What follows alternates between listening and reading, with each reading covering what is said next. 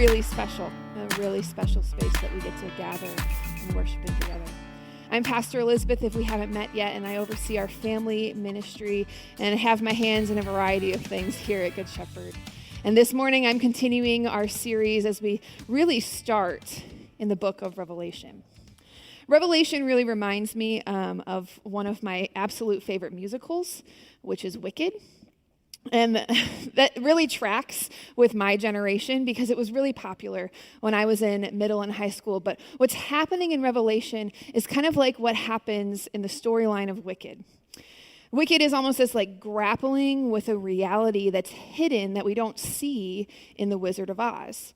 In the Wizard of Oz, eventually we learn that the wizard, the great and terrible Oz, is not who we thought he was, and behind the curtain, he also just wants to go home. But Wicked tells a story of the wizard's motivations and the ways he's manipulated people and how those people of Oz were affected by the ways that he ruled. And Elphaba and Fiyero and eventually Glenda are working to make everything right, and they're working behind the curtain in ways people can't see. And the book of Revelation is sort of this same idea. Most of us hear Revelation and we think projections and timelines and beasts and confusion, if we've read the book at all. Some of us haven't read it, and that's okay, because it is a confusing book. What we see when we open Revelation is a great and terrible Oz. But there's so much more happening behind than what we see on the surface.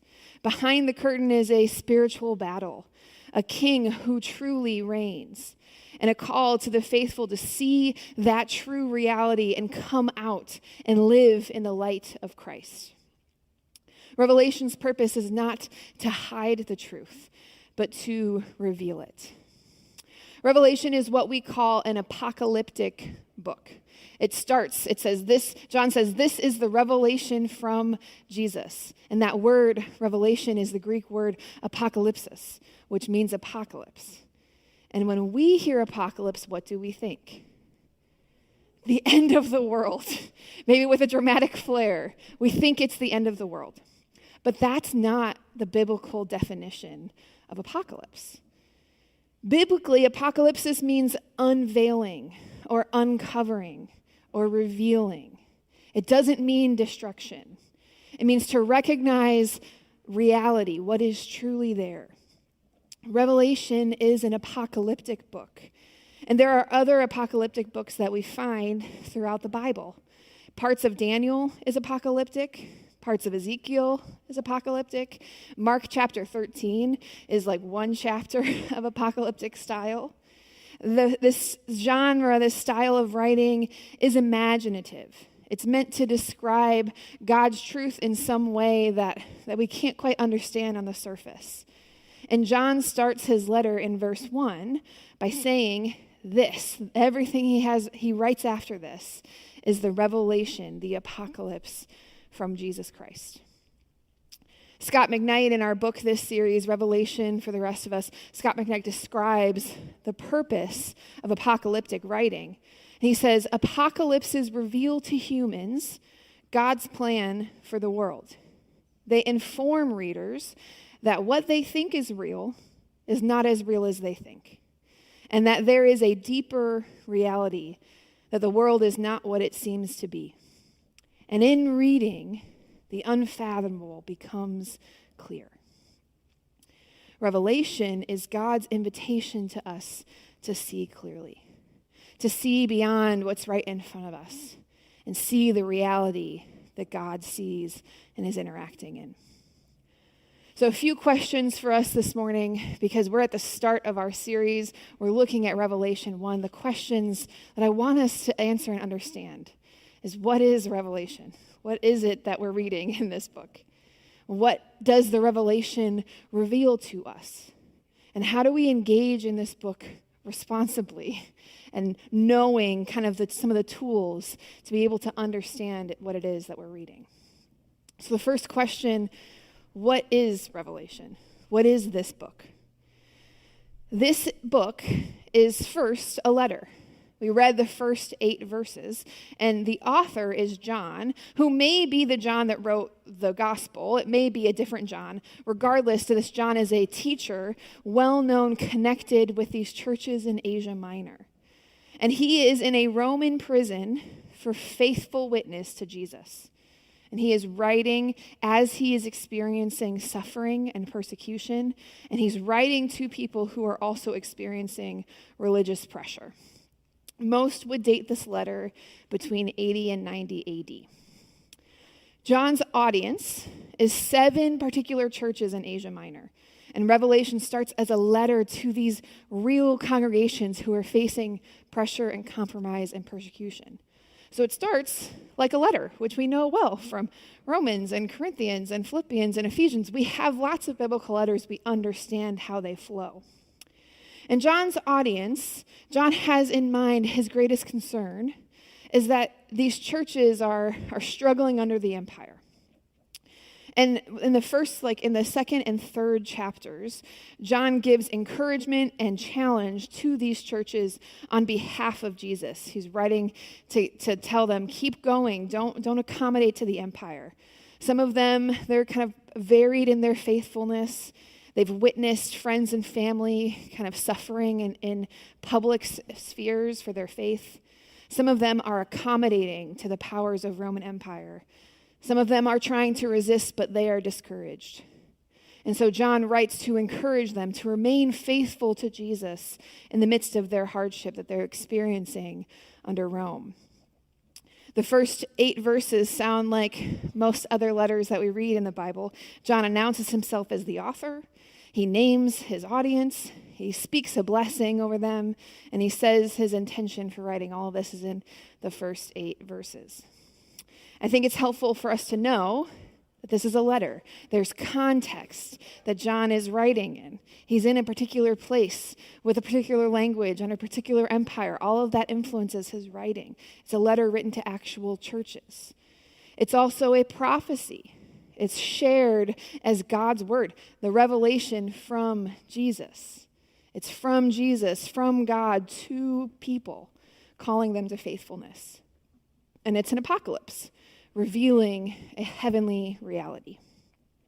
We find evidence for all of these styles blended throughout the book, and we're familiar a little bit more with letters and prophecy, and that shift to remember that apocalypse is not describing the end of the world. What we're reading is a spiritual, heavenly reality that God sees behind the curtain. And here's an example of why this matters. Here's an example of why all this context matters. The book was written in about 80, 90 AD. In 70 AD, the city of Jerusalem falls after a few years of war with Rome. And the Romans destroy the temple in Jerusalem, and many Jewish people scatter throughout the empire and are taken back to Rome as slaves. And after the fall of Jerusalem, this pivotal, catastrophic moment for the Jewish people, Jews and Christians begin to refer to Rome as Babylon. They start to recall stories in the Old Testament where Nebuchadnezzar did the same exact thing, where he plundered and pillaged Jerusalem and took the people into exile in Babylon. And as they do this, as these early Christians and Jewish people begin to talk about Rome as Babylon, Babylon becomes their term of resistance. And they're remembering God's faithfulness to them in the past and God's faithfulness to them in the present. And John uses this term, Babylon, throughout the book. We don't see it in the first chapter because John wants us to focus on one particular thing. But throughout the book, he is describing Babylon as forces of empire that are opposed to Jesus and to God. And throughout the book, by using that term Babylon, he's able to be in a Roman prison and critique the Roman Empire without them understanding exactly what he's doing. It's pretty clever. But in addition, what he's doing by using this word Babylon is then he creates a timeless telling of evil forces that are against God. Any system of oppression, injustice, and evil can be Babylon that we see in Revelation. And so John, inspired by the Spirit, uses this term that's important in his context, and suddenly this book isn't just about the early Christians. but it's for all Christians at all times to understand where the forces of evil are present and how we live faithfully to Christ in the midst of Babylon. That's the context. That's what this book is, the substance of this book. But what is the revelation? What exactly is John trying to reveal to us? The entirety of his vision starts right here in chapter 1. He gives this introduction, these 8 verses, and then he continues on with the start of his vision. He says, "On the Lord's day, I was in the Spirit, and I heard behind me a loud voice like a trumpet, which said, 'Write on a scroll what you see, and send it to the 7 churches, Ephesus, Smyrna, Pergamum, Thyatira, Sardis, Philadelphia, and Laodicea.'" Okay, he has his instruction. Write this vision down. And this is what he sees. "I turned around to see the voice that was speaking to me. And when I turned, I saw 7 golden lampstands. And among the lampstands was someone like a son of man, dressed in a robe, reaching down to his feet, and with a golden sash around his chest. The hair on his head was white like wool, as white as snow, and his eyes were like blazing fire. His feet were like bronze glowing in a furnace, and his voice was like the sound of rushing waters. In his right hand he held 7 stars, and coming from his mouth was a sharp double-edged sword. His face was like the sun, shining in all its brilliance." This is part of how he describes his vision. We can get a feel for it right away from the beginning. This brilliant one with eyes like blazing fire says to John, "Do not be afraid. I am the first and the last. I am the living one. I was dead, and now look, I am alive forever and ever." The very first thing that John describes is Jesus. And John does 2 things in his description of Jesus that are notable for the church that is hearing this vision. First, he's using titles that are significant to them. In Revelation 1:5, John talks about Jesus as the faithful witness, the firstborn from the dead, the ruler of the kings of the earth. In verse 17, he says, "He is the first and the last and the living one." There's hope in the midst of their suffering. In John's suffering and the church's suffering, Jesus has walked that road of suffering, and now he's here. This is a picture of Jesus in full glory. He is the faithful example of one living in suffering and persecution. He's the first to rise up from among the dead. Rome is not the ruler of the earth, although they claim to be. Jesus is the one who is in charge. He's giving these grand notions, kind of putting titles in place that are opposite of the ones they're hearing in the midst of the Roman Empire. But then also he uses familiar language from another apocalyptic writer who describes what he sees at another time. In Daniel 7, we hear really similar words. Daniel sees a vision, and he's writing it down, and he says, "As I looked, thrones were set in place, and the Ancient of Days took his seat. His clothing was white as snow. The hair of his head was white like wool. His throne was flaming with fire, and its wheels were all ablaze. In my vision at night I looked, and there before me was one like a son of man, coming with the clouds of heaven. He approached the Ancient of Days and was led into his presence. He was given authority, glory, and sovereign power. All nations and peoples of every language worshipped him. His dominion is an everlasting dominion that will not pass away, and his kingdom is one that will never be destroyed." Daniel receives this vision while he's in literal Babylon, at the height of suffering of his people.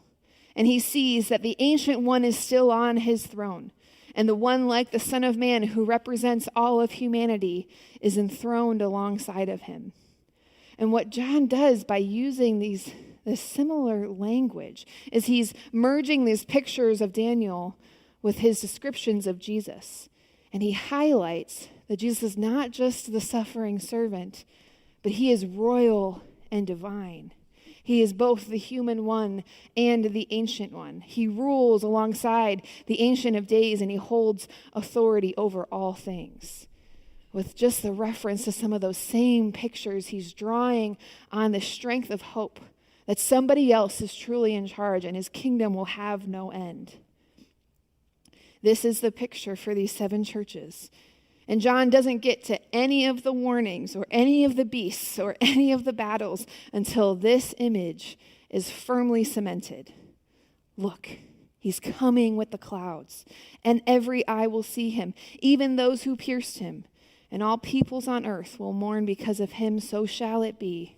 Amen. What the churches see before them is the might and influence of Rome. They can only see Oz. But pulling back the curtain, the reality that John sees is the glory of Jesus. The empire appears to be powerful, but it is the risen Christ who is truly reigning. The focus of the book, the revelation that John is trying to get us to understand, is not about beasts or timelines or destruction. It's about Jesus, the glory of Jesus, the reign of King Jesus. Throughout the imaginative visions of the book, John will bring the readers back to Jesus. He will pause at various times so that they can see and glimpse worship in the throne room, so that they hear the words that he speaks to the churches. He draws them back to his authority as the one who can open the scroll. And he will start and end with Christ's rule and what that rule looks like. There are visions of judgment. There is the elimination of all evil.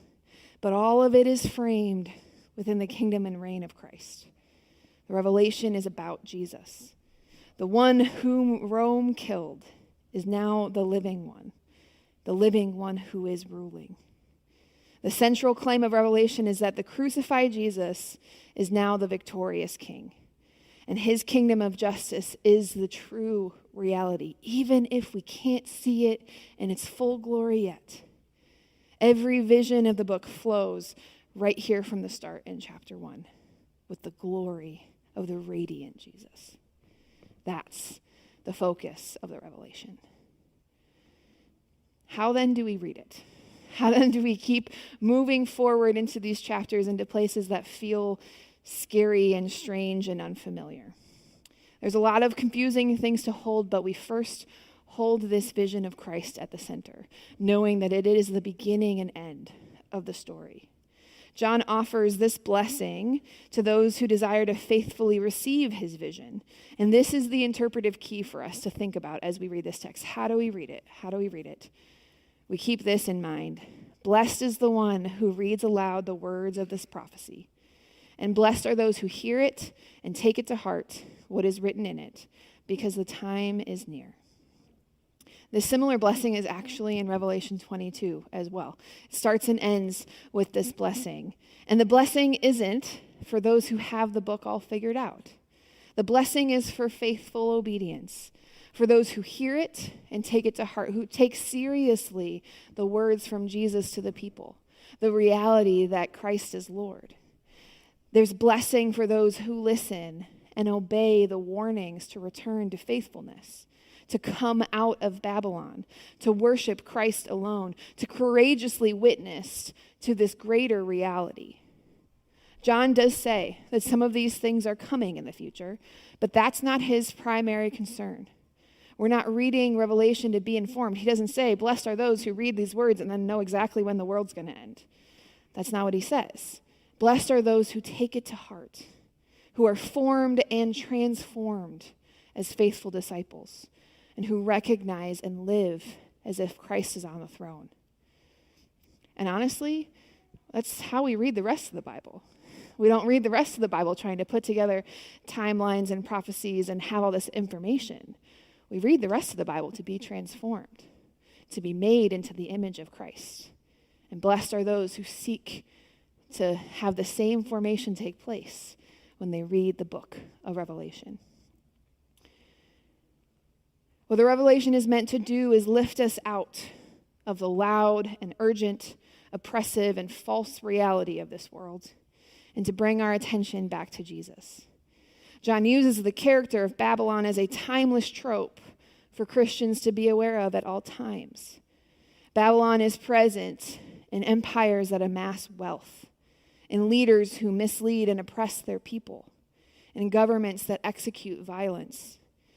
Babylon has always existed throughout human history and exists today around the world and even informs in our own government. And we have to be aware of the reality behind the curtain, that nothing on this earth is permanent, but God is in control.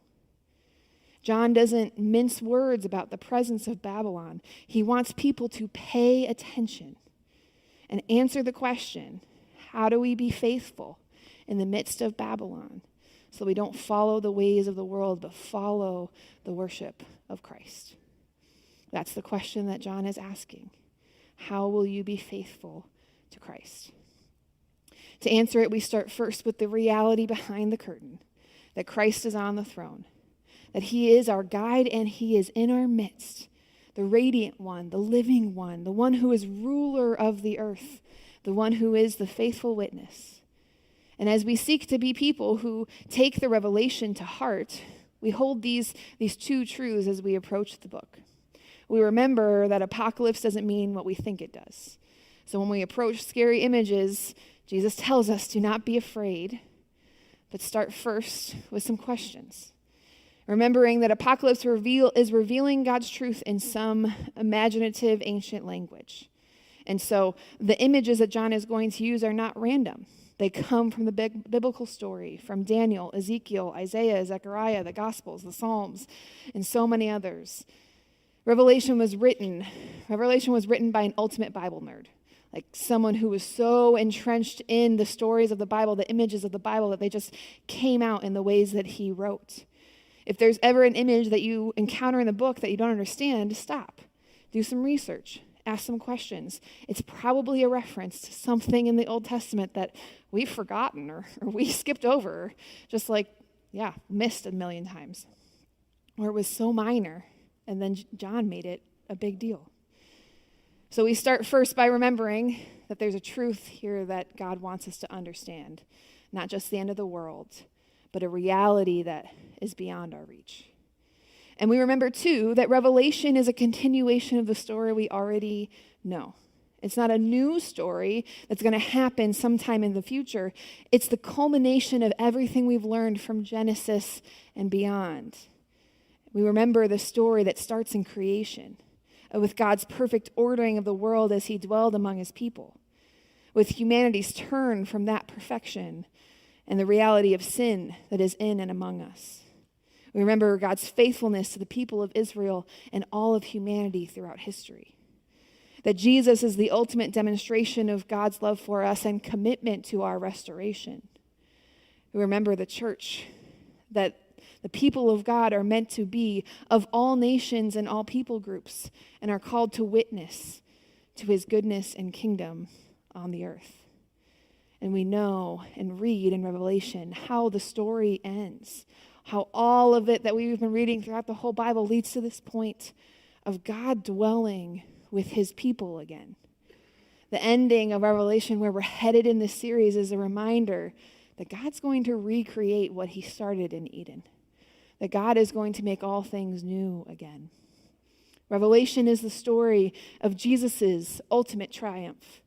It's told to fill us with hope and not fear as we wait for God to bring ultimate restoration and to rule among us again. Most of us approach Revelation asking the question, what will happen? But the question that John is asking us is, can you see what's happening right now? Can you see how Jesus is reigning? Can you see Babylon for what it really is? Can you see the victory of the Lamb? Can you see the one enthroned in glory shining with radiance? And do you hear his call to faithfulness? Revelation begins and ends with the same truth that Christ is Lord. And we hold that as the center as we move forward into the vision. Chapter 1 shows us who reigns. And chapter 22 will show us what that reign will look like forever.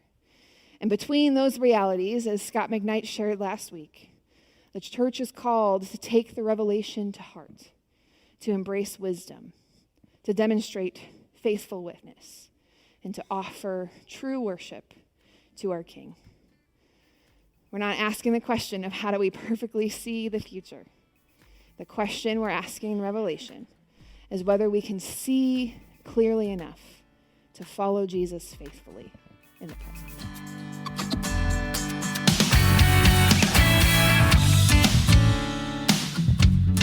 Thank you for listening to the Encounter Faith podcast. This podcast is a service of G. Shep Productions from Good Shepherd Lutheran Church in Naperville, Illinois. All rights reserved. If you're in the area, we'd love to meet you on a Sunday morning at our 9 a.m. or 10:45 services. At Good Shepherd, we are inviting everyone to walk together in the calling of Christ for a life of eternal impact. This podcast is produced and hosted by me, Ross Cochran. And our theme song is Wake the Earth by 1111 Worship.